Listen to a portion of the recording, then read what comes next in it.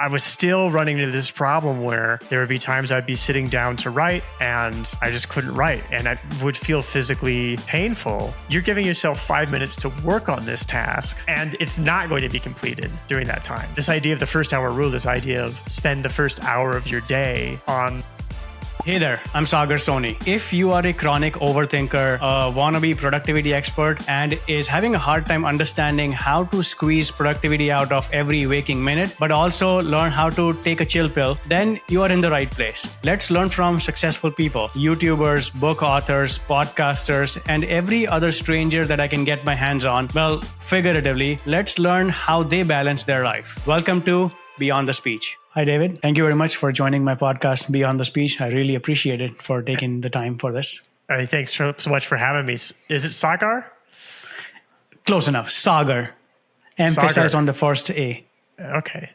Well, thank you so much for having me, Sagar. This is an honor. Thank you. Just doing just a little bit of research about your background story. Tell me if this is somewhat accurate. Originally from Nebraska, worked in Silicon Valley, built an app that was later bought by Google. The app you were an advisor on was Timeful, that was surrounding productivity and mind management based on your goals. Basically a hybrid between calendar and a to-do list. But in this time, something happened where you got a writing gig for this book. So for that, you moved to Columbia, and that's when you started writing short books. Does that give a 30,000 feet view of your life, or am I missing a few details there? Yeah, those are kind of like some of the essential milestones, not necessarily in that order. I grew up in Nebraska, lived in Silicon Valley, I worked in Silicon Valley, and it wasn't actually until after I left Silicon Valley and after I got my first book deal to write my first book, Design for Hackers, that I ended up advising Timeful, which was the Silicon Valley company, but I advised them from Chicago. And then I moved to Columbia like 8 years ago. I see. Okay. So being in that world, why this? Why dedicate your energy and focus on it on this side of the world of productivity and time management and that? Were you always interested in that? In retrospect, I think I kind of always was, but I didn't really realize that was anything unique. Like I remember actually one of the main features on Timeful was that you could schedule the times that you were going to do certain things. And that was something that I had done as soon as I had iCal, like in 2004 or something. Just said like, I need to run this errand and this errand and this errand, and here's all these dependencies. So I just like put it on my calendar. My girlfriend at the time thought I was crazy about it. And then, so I guess that I didn't realize that that was unusual. I think for me, ultimately, the reason why is I find it enables me to do the things that I want to do. Who doesn't want to do the things that they want to do? Isn't that the point of wanting to do something? Is that you want to do it? So I think that if you can manage your energy and manage your time so that you can accomplish the things that you want to accomplish, that's a fantastic thing. And I certainly found lots of useful information with stuff that was already out there, such as when Getting Things Done came out in the early 2000s. That was huge, and I was really interested in that. But when it came to creative stuff, when it came to kind of banging my head against the wall, trying to make some kind of creative insight happen, I just wasn't really finding what I was looking for. And that's what led me down the kind of rabbit hole that I went down, that I ended up sharing the findings of in Mind Management, Not Time Management. I see. Okay. In this book, there was one story. You talked about a random stranger. His name was Diego. You met him on a retreat in Costa Rica. You were stressed out of your mind to write 25% of this book in the next few weeks. But this relaxed, at peace stranger spoke to you about the trees, the mountains, the ocean. that seemed to have triggered something in you. Why was that? What changed in your mind? Why did that conversation put you at peace Yeah. and So ease? I had recently signed my contract for my first book deal, Design for Hackers, and it was turned out to be a much harder thing to do than I had thought. I had worked as a designer doing creative projects before, where, like I said, you're banging your head against the wall for a while, but eventually you reach that breakthrough. And I was running into that with writing, but I didn't quite feel the same confidence that I did that I was going to come up with a solution as I did with my design projects. And some of my friends went to Costa Rica for a bit of a retreat to kind of evaluate where they were in their lives and careers and decide what to do next. And as much as it seemed like a bad idea, since I had a book deal, I went ahead and did it because I just sort of felt stuck. I thought, well, maybe this will knock something loose. And so I went down to Costa Rica and I was trying to get into some kind of a writing schedule. One of my friends, Noah Kagan, had really snapped some sense into me about putting things on the calendar and putting certain milestones on the calendar and stuff. And that was generally helpful. It kind of gave me an idea of what I needed to get done by when, but I was still running into this problem where there would be times I'd be sitting down to write and I just couldn't write, and I would feel physically painful to be stuck like that. And then every once in a while, I would just hit this wonderful flow state where I might write an entire draft of a chapter in 15 minutes, despite the fact that I've just spent 3 days banging my head against the wall trying to get something on that chapter. And yeah, Diego, I met like on a walk. I was just walking on the dirt road near this house that we had rented that was near the coast. And he was he was singing. He was just like hanging onto a wire fence singing. And, I'm from the United States and was living in Chicago at the time. You kind of keep to yourself. You don't just like talk to every single person that you see, even if they're crossing you on the sidewalk. Maybe you'll nod your head and say hello or something. But Diego's like a couple roads over and is like yelling, waving, and he's doing so in my direction. And I'm kind of looking behind myself and saying, well, who is he talking to? And no, he was talking to me. And so I went over there and talked to Diego for a bit. And I didn't hardly know any Spanish at the time. And so really it was just this simple conversation of, rain, sometimes it rains. That's the sky. And sometimes rain comes out of it. And that's the sun. And that's the sea. And I love all that. And he just had a really carefree attitude. I think that was the beginning of my love affair, I guess, with Latin America in general. And the culture, there's the more laid back, more present, more event time culture. And it really just sort of shifted my mental state in that moment, because I was worried about trying to get to a certain word count by a certain amount of time. But like meeting somebody like that who was relaxed and carefree and just going back to the house and writing, suddenly I was able to get into one of those kind of flow states. And so it made me really think about, well, how much does it help me to think about what needs to get done by what time, when I can either be sitting down and trying to write and coming up with nothing, or I can be sitting down and trying to write and coming up with something so fast that it almost took no time at all. So it just really start to question that paradigm of time management. But that was, years and years before I wrote my first blog post about mind management, not time management, and not to mention writing the book itself. But that was the beginning of that journey, I think.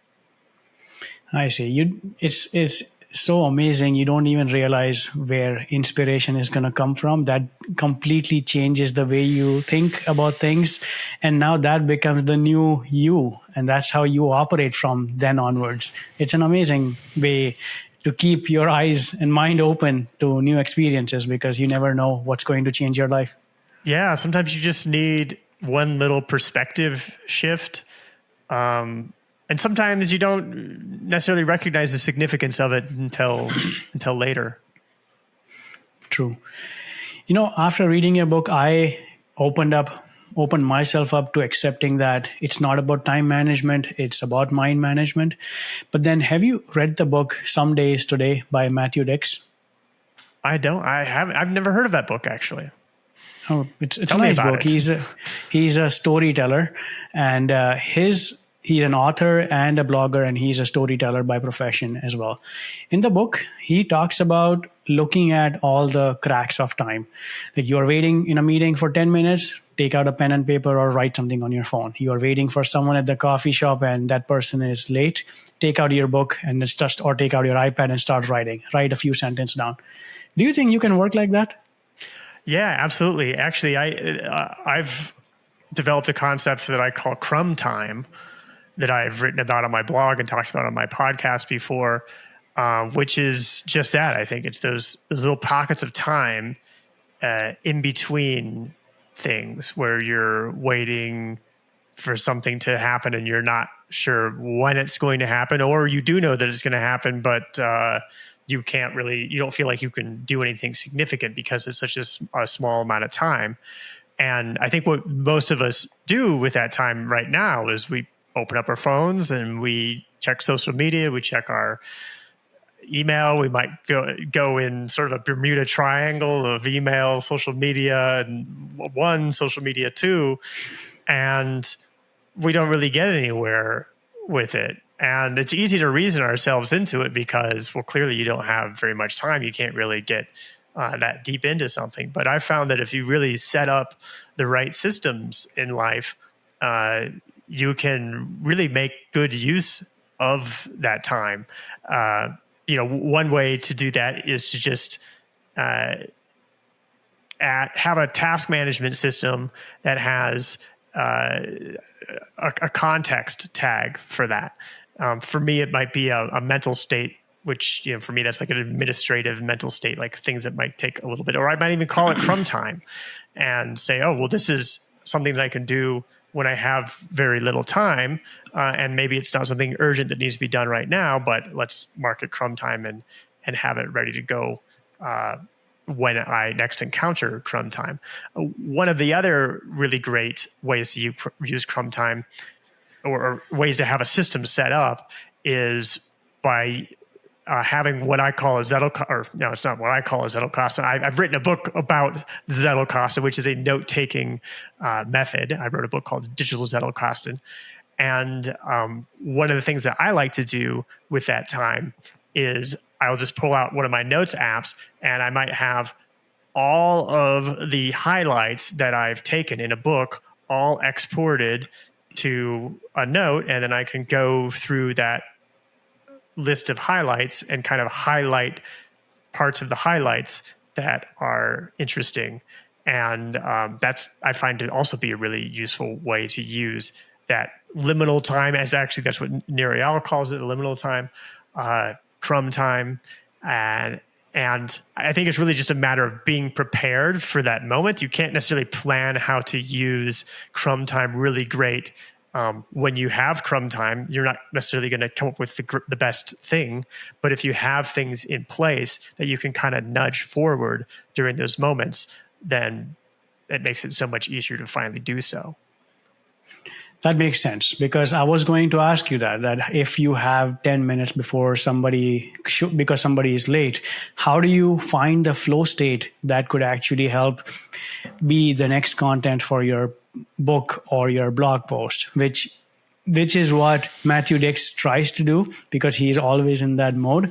But in my mind, I think your way has a better way of using that crumb time, because you won't be able to enter the flow state for for that 10-minute window.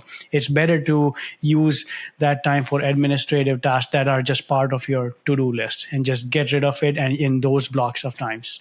That's not to say that you can't be creative, though. I mean, I've talked about flow state, I guess, in this conversation already, but I feel like flow state maybe is a little bit overrated, or maybe overrated isn't the word I'm looking for. Maybe it's more like it shouldn't necessarily be so much the goal that it's something that you are obsessed with and are always trying to pursue, because you can do creative things without being in a flow state. So, for example, one thing I might do is, if I think of an idea for a good post for X, or they used to call them tweets, I have a list on my phone, or a note on my phone, where I'll just sort of put the idea and I'll put it in brackets. So it's not ready to go. I haven't just gone ahead and posted it. And sometimes I do that. But if it's an idea I really want to work on, then I'll have it in there. And so maybe if I have 10 minutes, I'll open that up and I'll say, okay, well, what's some different ways I can express this idea? And I might start brainstorming right there on my phone, or if I have something to write on, I might scribble and write there. And I might make some progress on that, and I might not.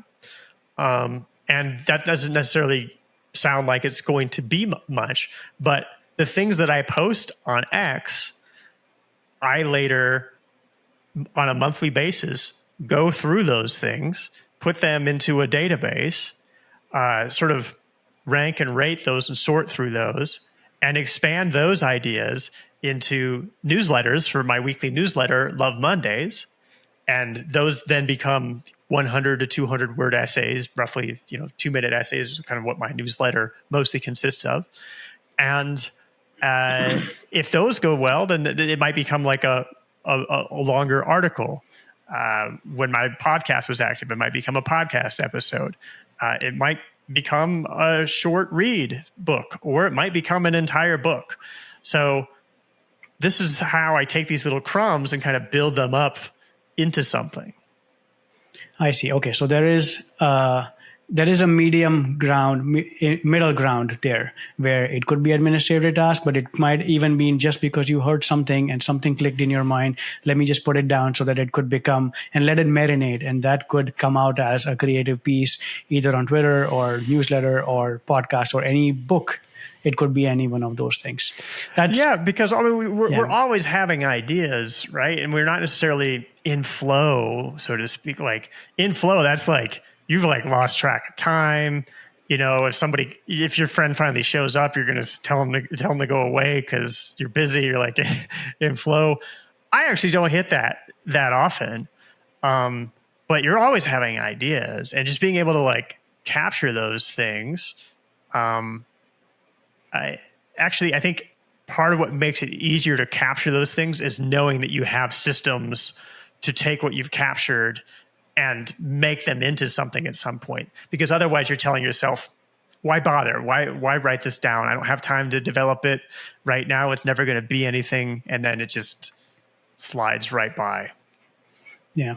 It's interesting. You feel like, let's say if you are starting a new adventure and you are starting a YouTube channel or a podcast, or you are learning something from someone, and you always wonder, what is their note-taking system like that allows them to bring in so many ideas? And then I talk to you. This is my strategy too. I've taken some YouTube courses. I've spoken to in Ali Abdul's course, he's the productivity YouTuber.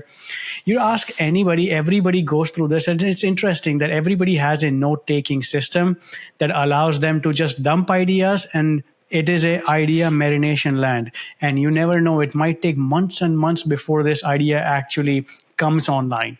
And that's a nice way of just making sure that what you thought like 3 months ago, let me work on it right now because I noted it down. That's nice to know that there are systems in place.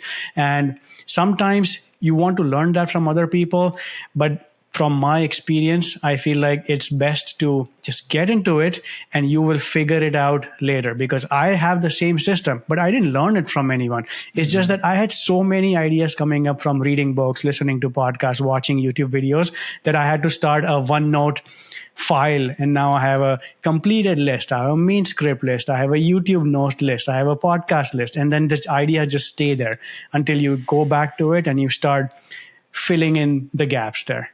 Yeah, I always tell people, like Evernote used to be the big note-taking app. People would always say, well, I can't get into it. I would always tell people, well, start one notebook called Inbox with a note called Inbox and just put everything in there. And then when it's time to start a different notebook or start a different note, you'll know. It's like cell division, like organisms. What was it called? Cell mitosis or something. Like if you need like a certain amount of energy in a cell, I might be totally butchering this, so anybody who actually knows biology, right? But you have to have a certain amount of energy in a cell before it can divide. Same goes for a note-taking system, and I do think that it is something that is becoming extremely common. I think part because that's just the nature of our age, that like we have so much information coming at us, and we have such sort of what's the word? Our time is so fractionalized. That's not the word. Divided. Fragmented.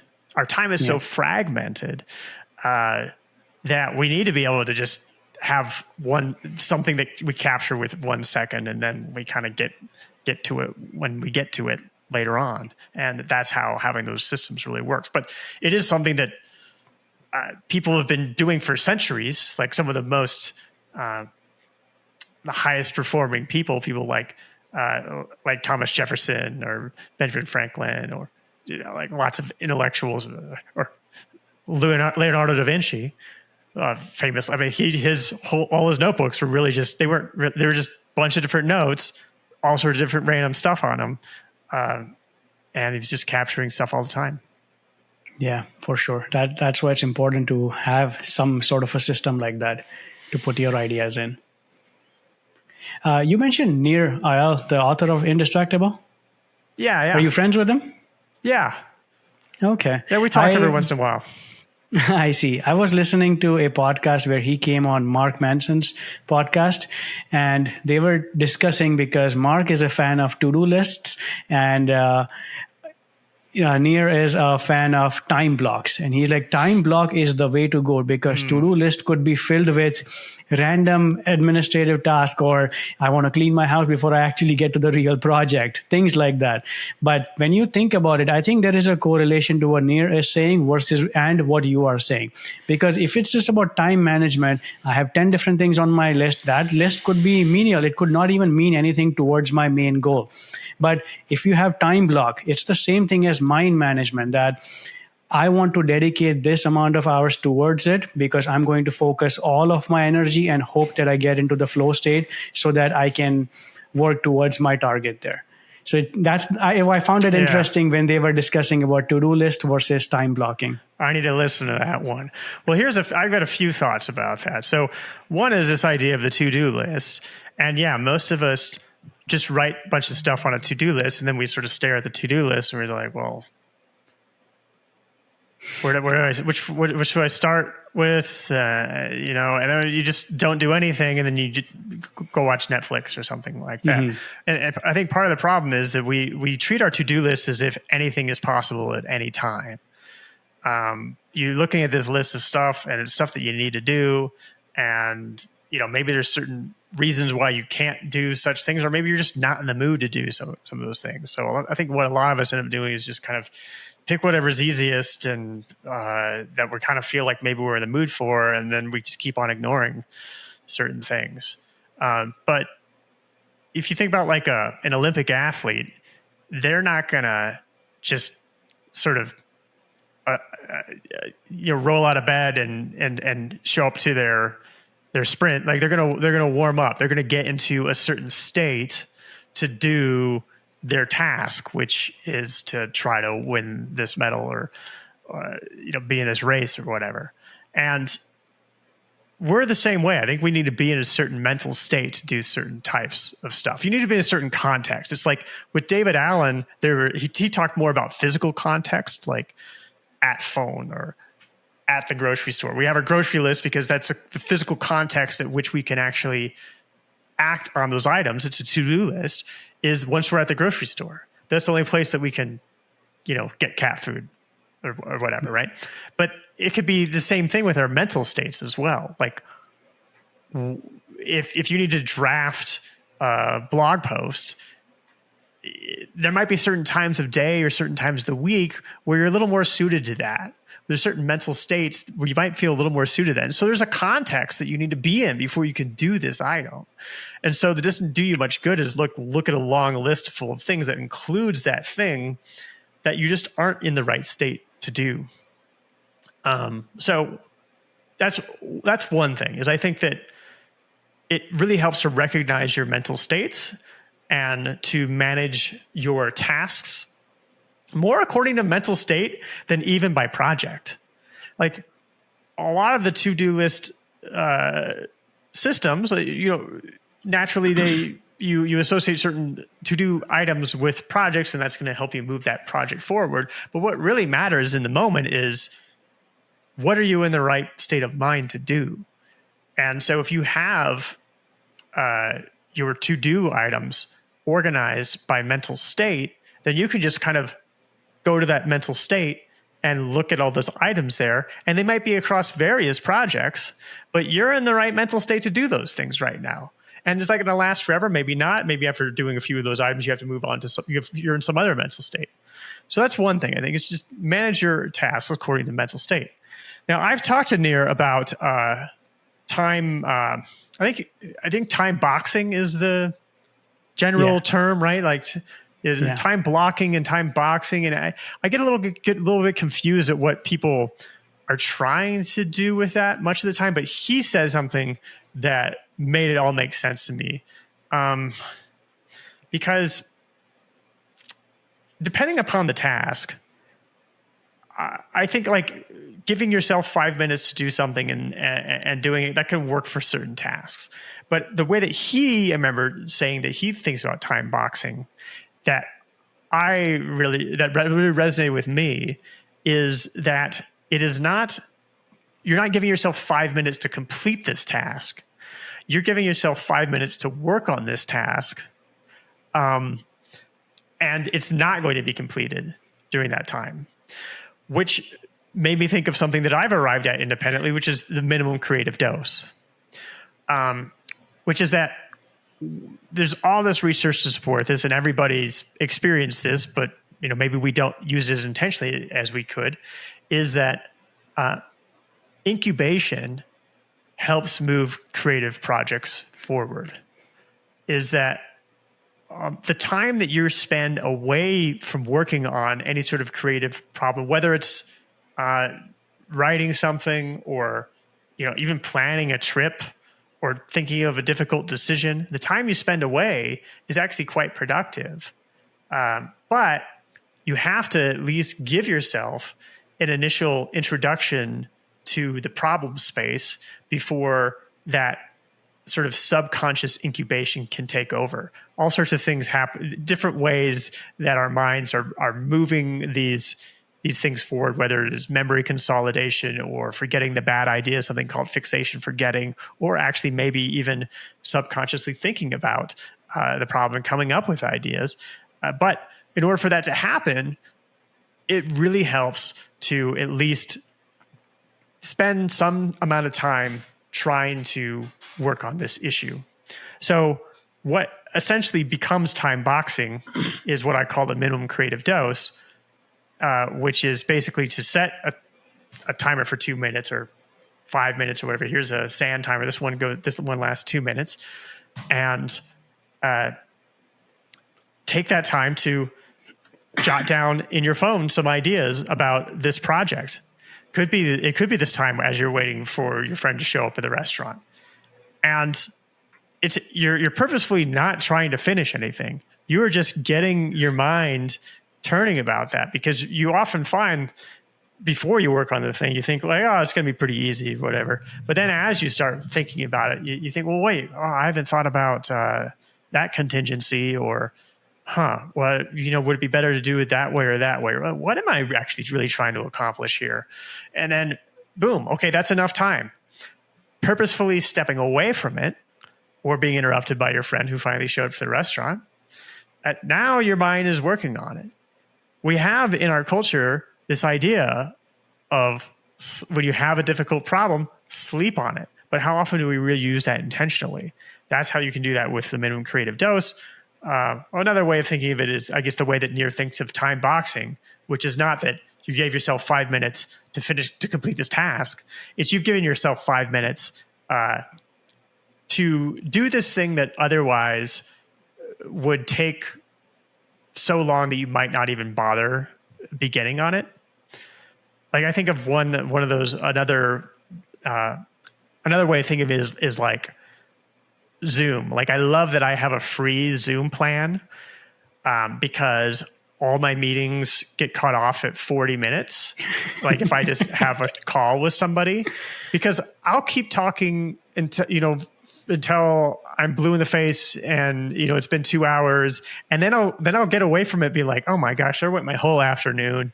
And then I'm like, I might even not like the person that I just talked to because it went on for so long or whatever. And but when it's 40 minutes, it cuts off automatically, and I want to keep talking, but once it's cut off, I think, well, okay, well, that was actually really quite productive and pleasant, and I'm looking forward to the next time I speak to that person. I see. I think part of it can be just really helpful. It can inspire action to know that you're only going to spend 5 minutes on this thing. There's a lot of things that you said there, lots of nuggets in there. So let me start with this. I was going to ask you that the idea of knowing what kind of mental state you will be in, and based on that mental state, you would like to assign the tasks that are related to that mental state. And I was going to ask you, how do you put procrastination in on of this? Because sometimes, are you saying that I'm not in this mental state, or are you just being lazy in that moment? But I think things like this minimum creative dose, or having just 5 minutes to work towards this, I think this all ties in together, that I'm only going to work for 10 minutes. There are other rules like 2-minute rule by James Clear, where he's like, you are procrastinating to not work towards your target, but let's just work for 2 minutes. You have full freedom to get up at 2 minutes, but something will happen in that 2 minute where you would want to continue on. You just needed that tiny little boost towards those 2 minutes, and now you can continue working towards the goal that you have. And I think it's the same thing as what Anir says in his, it's a rule, it's a similar rule. I think he calls it the 10-minute rule. Just work on a task for 10 minutes. That's it. So I think it all connects in the same way. And now you have to decide, is this a problem where you only have 10 minutes to work towards it? So you have to see what kind of task can fit in that. Or is this a problem of procrastinating? In which case you use the 2-minute rule, the 10-minute rule, or minimum creative dose to see what works for you in order to get into that flow state. So this idea of, I have something I call the 10-minute hack, which is like, set a timer for 10 minutes, work on this thing. I think it sounds very similar to what the things you're talking about. These are like decoy goals. That's like, you want to work on this thing. So you set this really ridiculously easy goal, kind of knowing that once you've reached that goal, there's a good chance you're going to have momentum and you're going to keep going with that. So for example, I have this 100-word wristband.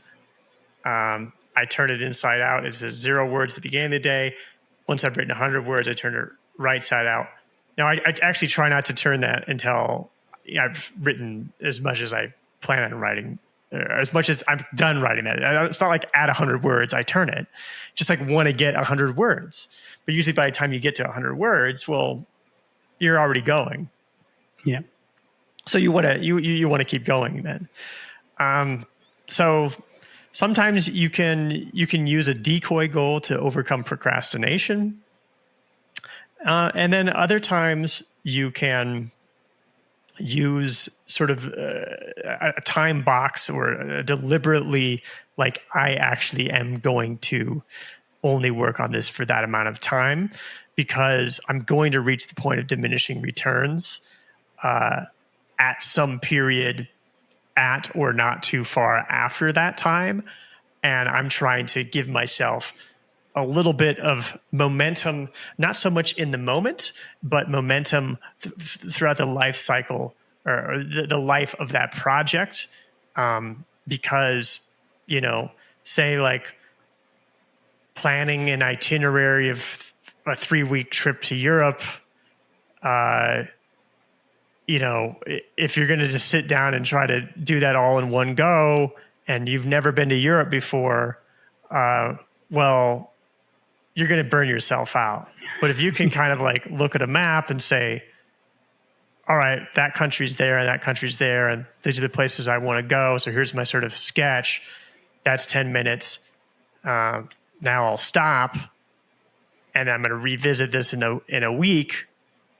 Then now you've turned this big hairy project into something that will start to soften in the interim between now and the next time that you work on this thing. So I think it has a little bit to do with like the level of resistance that you're feeling, whether it is because of how much you do or don't enjoy the thing or how much prior knowledge or experience you have with this type of project. I think they're both devices to be used to fight procrastination, but in different ways. I understand. Yeah, I feel that. And I can imagine being too obsessed about, I want to focus on this and I won't get up until it's done. But then you have to remember the point of diminishing returns because you are going to drive yourself crazy if you just keep going at it. And then the other side of that is, okay, I want to do the task in different chunks of time because I just want to work on it for an hour or 10 minutes. That's how you get into this. So yeah, I understand. It's a mix of everything. Yeah, and I think all the while you're sort of managing your energy in a way. It's like getting into the habit of going to the gym. Like a lot of people, they say, okay, I'm going to start going to the gym, and they hire a trainer, and then most trainers just go ahead and beat them up so hard that they just like don't ever want to go back to the gym. But if instead they like say, okay, well, I'm just going to go to the gym. And I'm going to go for 15 minutes and I'm going to leave. Or I've even heard, I talked to Dr. Robert Maurer, author of One Small Step. He told me a great story about a patient of his who had gotten a treadmill. And so he told her, okay, for the first week, get on your treadmill, don't turn it on. And you be there for 15 minutes and like read the newspaper, do whatever you want. And then, get on the treadmill and walk for 2 minutes for 1 week. And then you're like slowly increasing that thing. So operating with the knowledge that one of my main goals today is to want to do this again tomorrow. That's a great way of looking at it. Yes. Yeah. So I think it's sort of a long-term mind management or mental management thing, is getting a sense really of your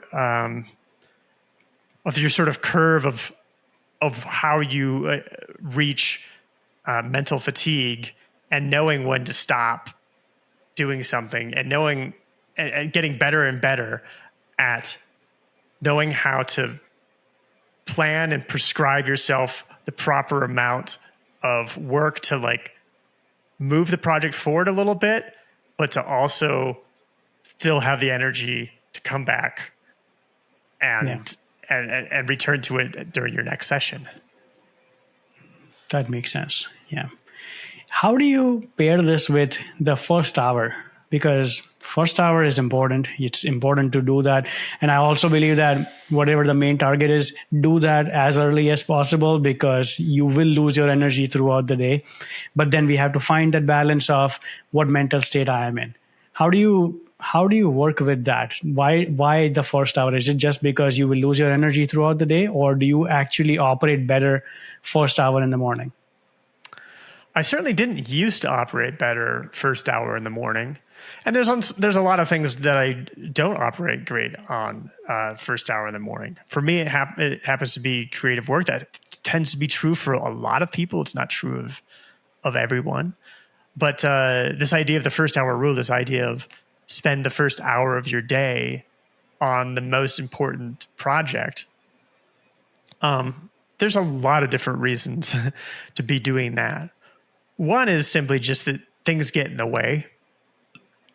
You start your day with your best intentions, and then you check your email, and there's this file that needs to be put out, and various things need to be attended to. But if you wake up in the morning and your head's kind of clear and you haven't had a lot of inputs yet, then you can kind of fight the other forces for a little while, just long enough to maybe work on this main project. But then it also gets momentum going. So where maybe you feel like, oh, okay, that's great. I did something today, and I did something I wrote today. And so maybe the rest of the day you're thinking a little bit about writing, or you're looking forward to tomorrow's session, or something like that. So there's that element to it as well. I mean, I think that the way that you spend the first hour of your day is really like a revealed preference of what's important to you. Some people will spend the first hour of their day lying in bed, doom scrolling on some social media, and then they'll complain the rest of the day about how they hate all the drama on social media. Well, it's like, guess what? If you spend the first hour of your day doom scrolling on social media, you love doom scrolling on social media. Like, it's important to you. There's just no other way. There's somewhere deep down inside you that is important to you, or it's a method of escaping something that is that's bothering you, and so by virtue of that, it becomes important to you. So it can be a virtuous cycle that if you decide, well, I'm not going to spend the first hour of my day doom scrolling, I'm going to spend the first hour of my day writing something, or jogging, or meditating. Well, that's going to have ripple effects throughout the rest of your day. Those ripple effects, it's very important. And that's why I like the idea of the first hour.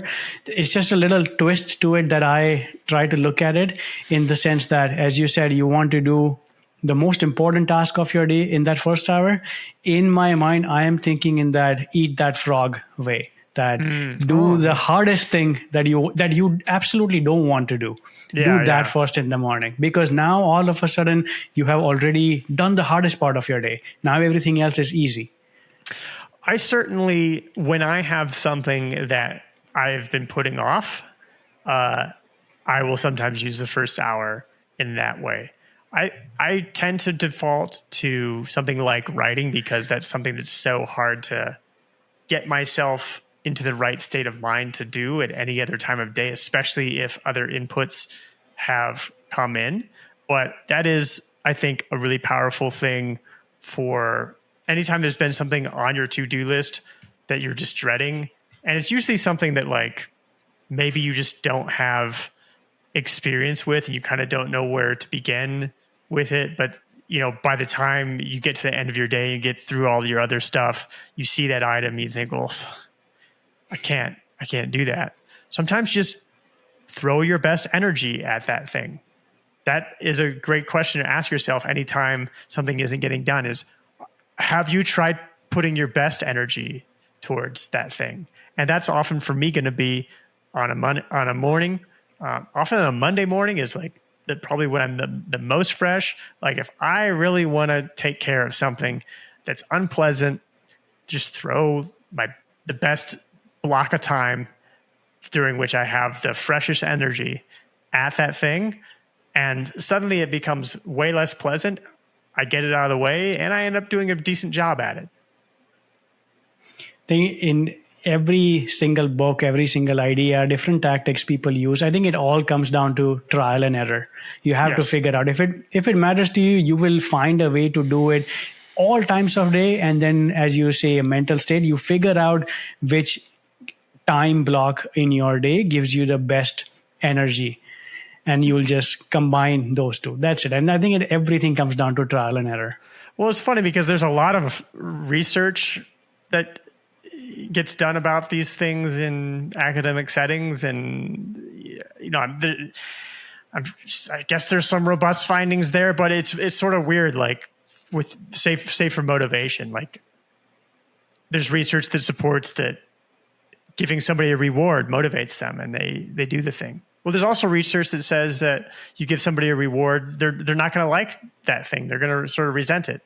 There's research that shows like, oh, you do a punishment, you'll motivate people to do a thing. Oh, you give people you punish people, they end up rebelling. They don't want to do the thing. So there's kind of like research supporting every possible different way to motivate something, and then there's research saying the exact opposite.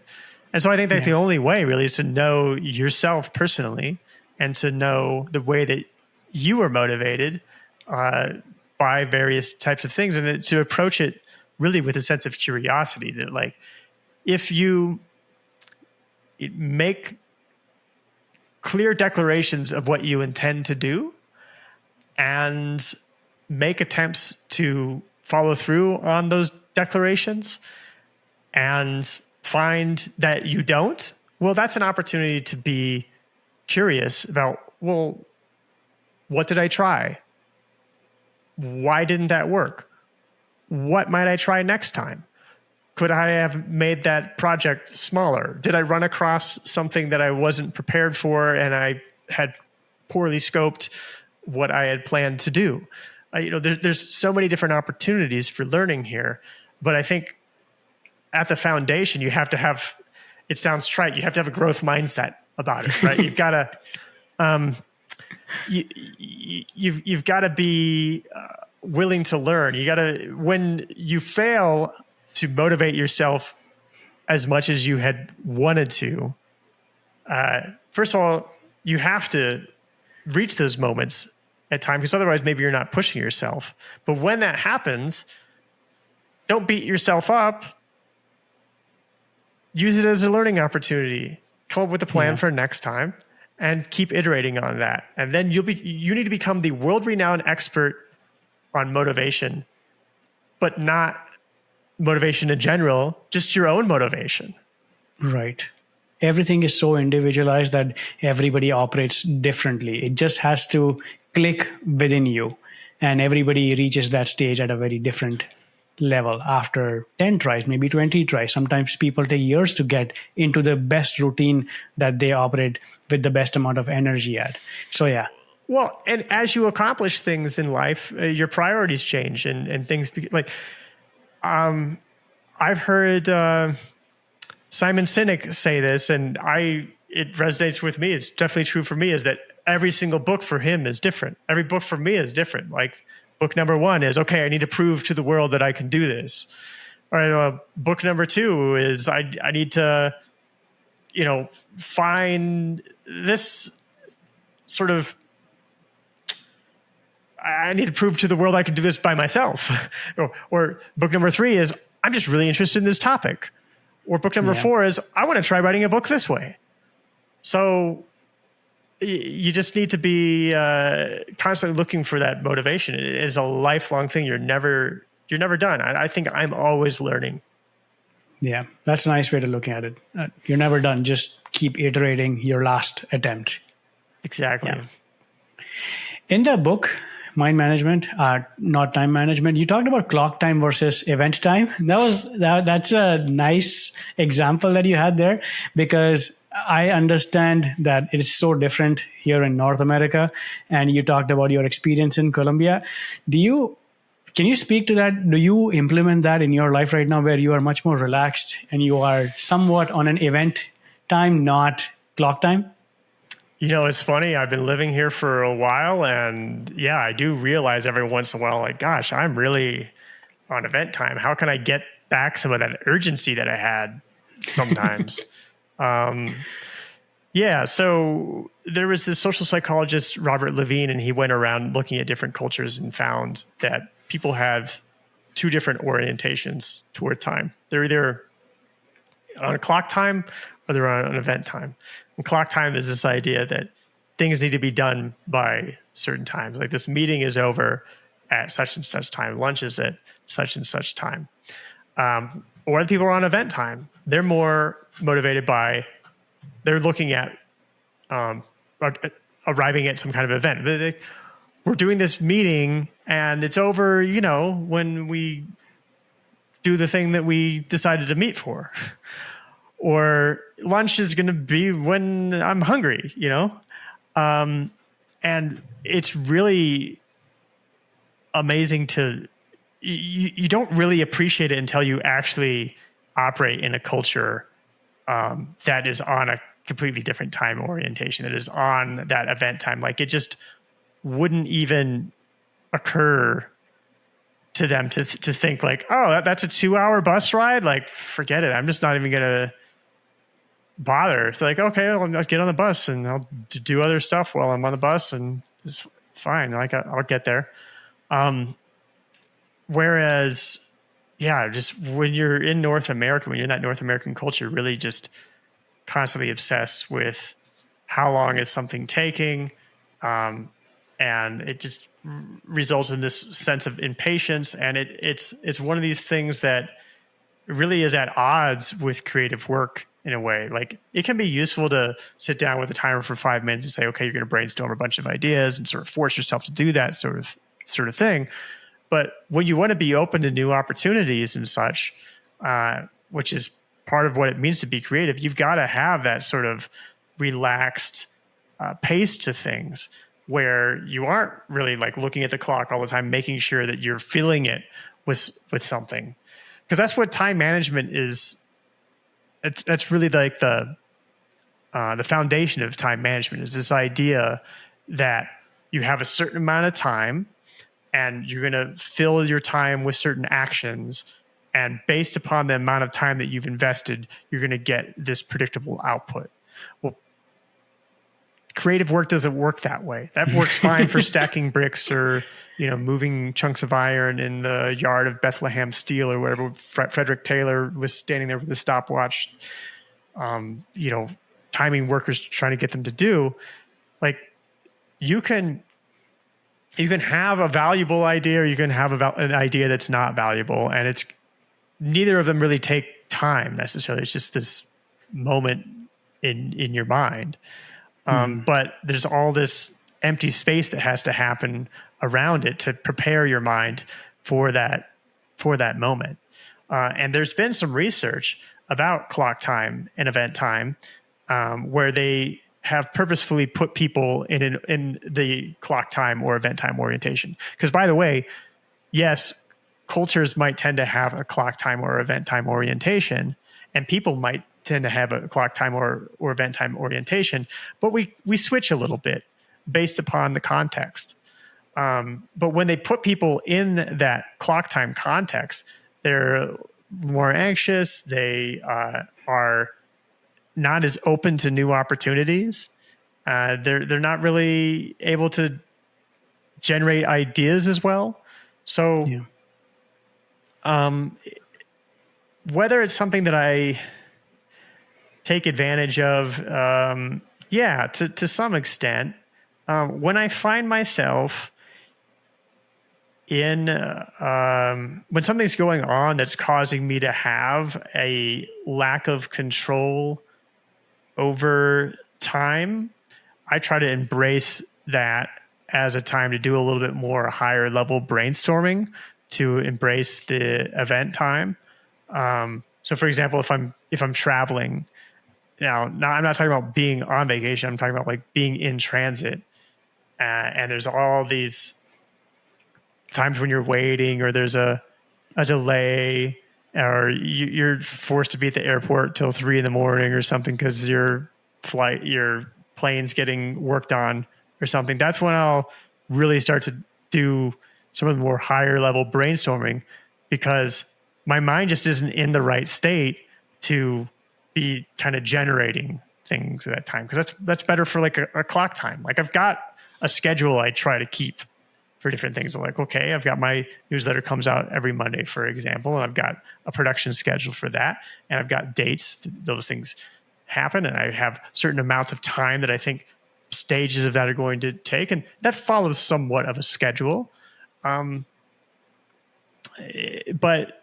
if I am in some sort of situation where I'm just not going to have a lot of control over time, I try to embrace that and let myself get into event time and use that as an opportunity to think higher level about things.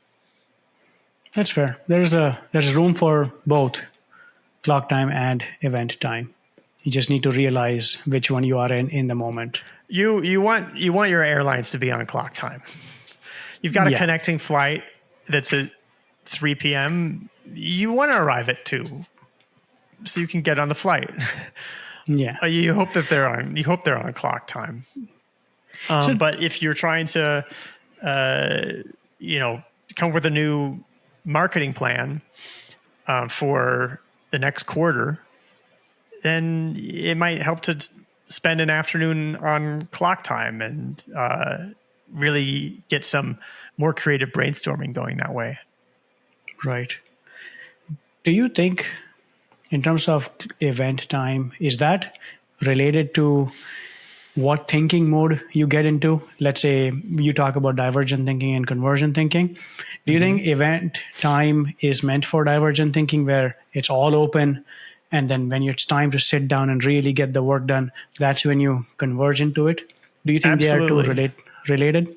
Yeah, absolutely. I mean, I think just on a neurobiological level, like if you aren't thinking about a goal and having like a target task to be done by a target time, your brain activity is going to be a little bit more diffuse, and that is consistent with divergent thinking. Is that different ideas that you have in different regions of your brain are able to sort of talk to one another and combine with one another and maybe turn into valuable insights. But if you are in what's called a vigilant state of mind, where if you have a goal that you're trying to reach and there's great consequences for not reaching it by some given amount of time, all your mental resources are going to be focused on trying to achieve that. Right. And so that is going to be better for like a convergent type of thinking, whereas the opposite of that is going to be better for the divergent type of thinking. I see. You in this entire conversation, you brought up a lot of research, different books, different people that you talk to. Where do you get all this information from? Let's say, where does David get all the research in his head for his next book? How do you bring in all the information? Books, podcast, research, what is it? Or is it a combination of all? Well, it usually just kind of starts with me sitting down and daydreaming a little bit and writing, with like a little pen on a whiteboard or in a notebook about, isn't it it's interesting? Like my next book is about finishing projects. Like, well, what does it mean to finish a project? Like, there's certain things that are never finished. Like, when is Harvard University finished? But somebody could finish their degree at Harvard University, and they can finish their essay that they need to work on for this class, and then they can finish the class but not get the degree.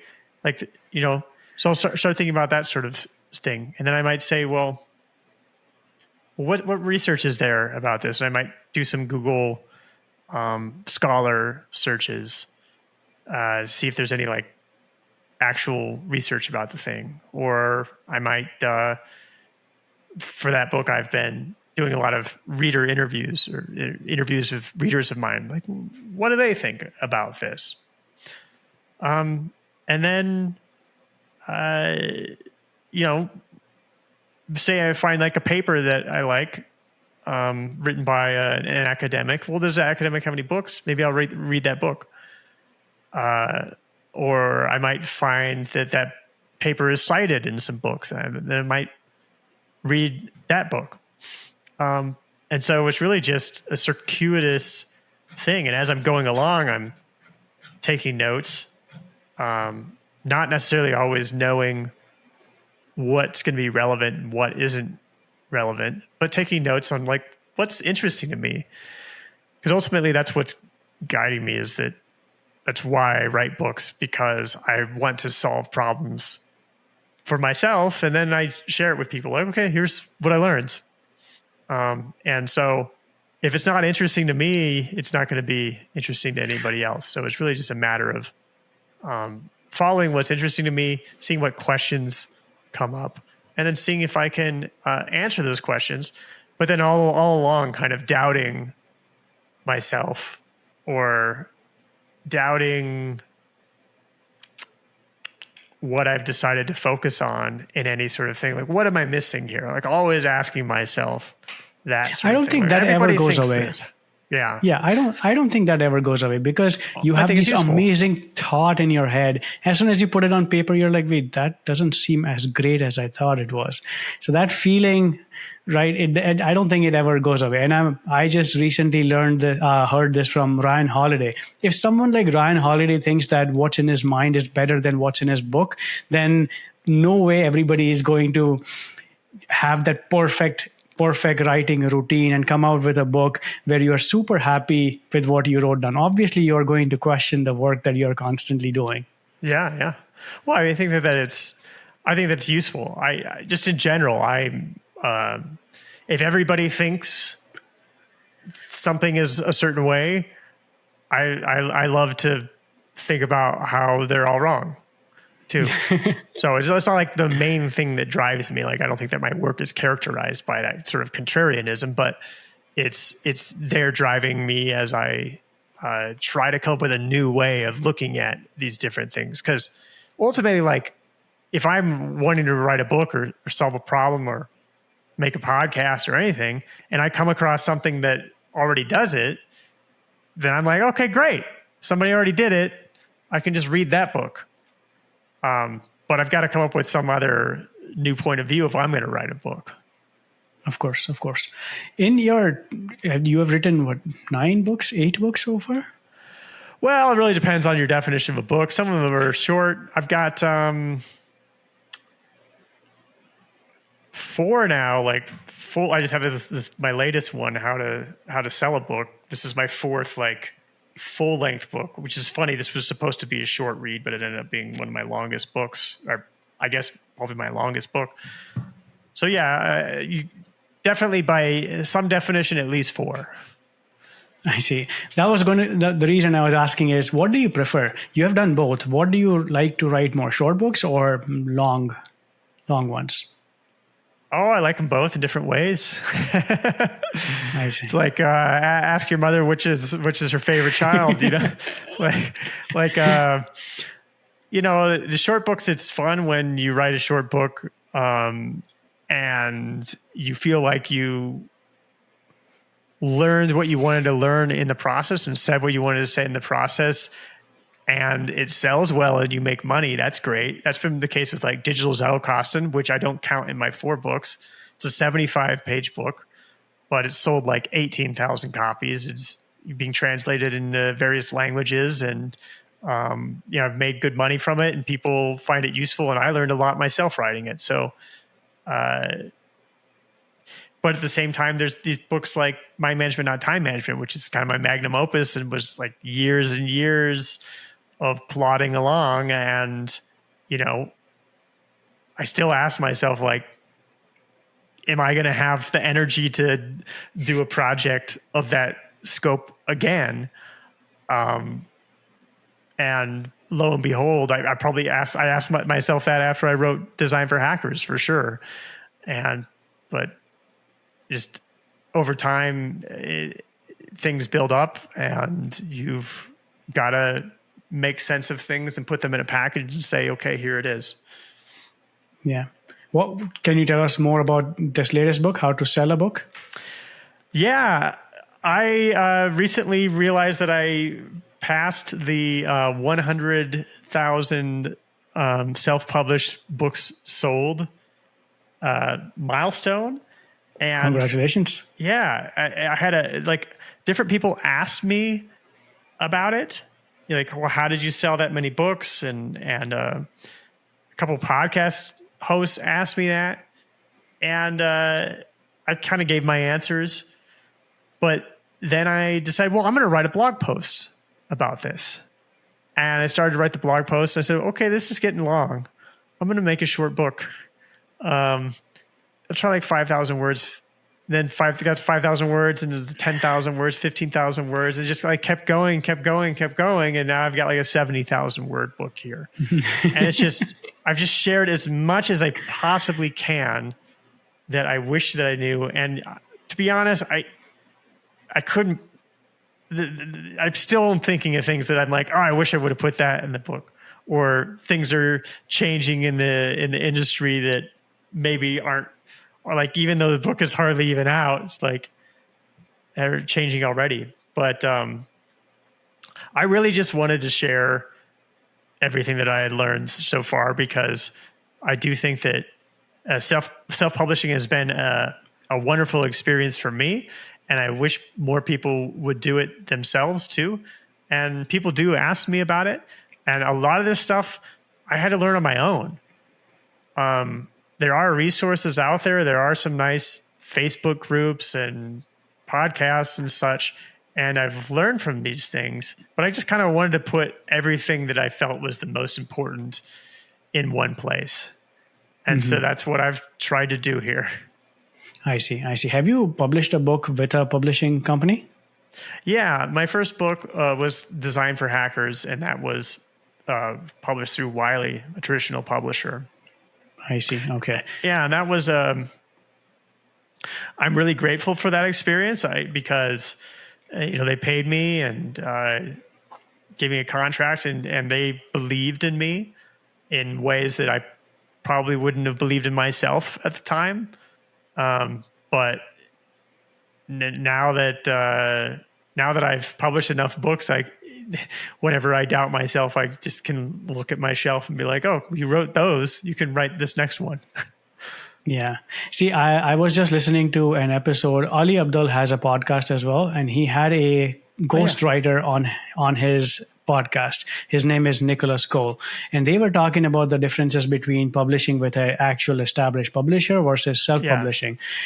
And they were going back and forth on the differences and the pros and cons of both. And I feel like if you want to be successful in selling your book self-published, then it would be best to have a brand beforehand, because Ali Abdul had a publishing company that was helping him out, but then financially, I don't think it makes sense in the sense that how much of they are taking away. I think it's a 90-10 split or 80-20 split.